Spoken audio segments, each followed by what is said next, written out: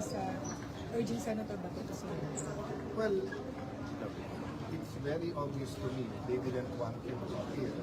Nung wala siya dito, dapat daw nandito siya. Nung nandito siya, may umabot sa kanya. Ngayon nandito siya, urging to surrender. Okay, so ito ang tanong ko sa mga senador na nag-urge. Pag naglabas ng ICC ng warrant laban sa mga cabinet members, laban sa mga general natin, laban sa mga progressive leaders na accused of masturbation and raping, payag ba sila na lahat yan? Pulutin na lang tapos daling sa inyo? O dapat dumaan sa korte? Senator Bato will surrender if it is a Philippine court that orders his arrest and he is allowed all legal remedies. So, take out the name, Bato. Ako, kahit kalabang ko, kahit a person I don't like, I want him to have all the legal remedies, to exhaust all the legal remedies. So, yun lang payo ko sa kabila. You know, don't be personal. Think of what's better for the country. Think what's better for the institution. So, naman lang po yung naka-sign dito. So, wala lang to, hindi naman to ma-approve.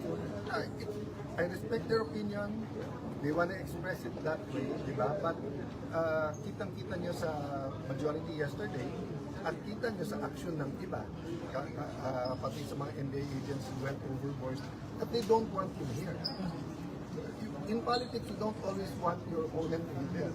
But you don't wish them to be shipped off to a foreign country. Sir, do you feel kaya nila pinupursue ito para mabawi lang ang presidency?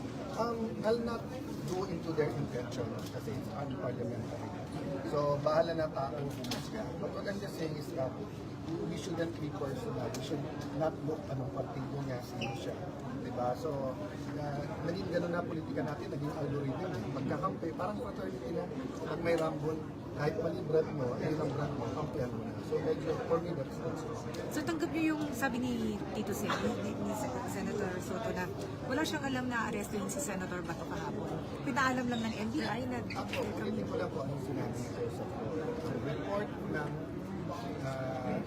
Sergeant of Arms mismo ay alam niya at pinakita sa kanya yung mga.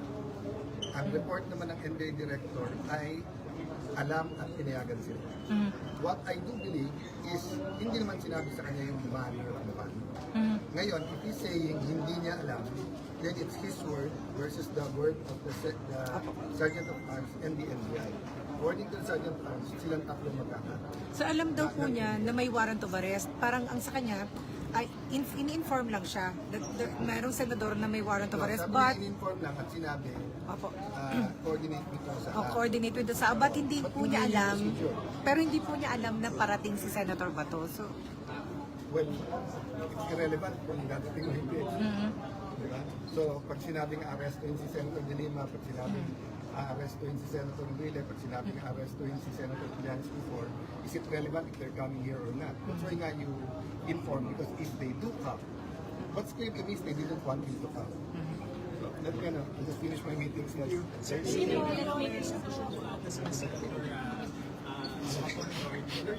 respect their opinion, but Senator Bato should be given the opportunity to exhaust all legal remedies. It should be a Philippine law. This is a good test case. In the future, you will thank Senator Bato for standing up for his right na dapat Philippine court. This is not a matter whether guilty siya o hindi. In fact, he can be investigated here for the extrajudicial killings. So this is a question of our constitution versus a foreign court. Thank you po.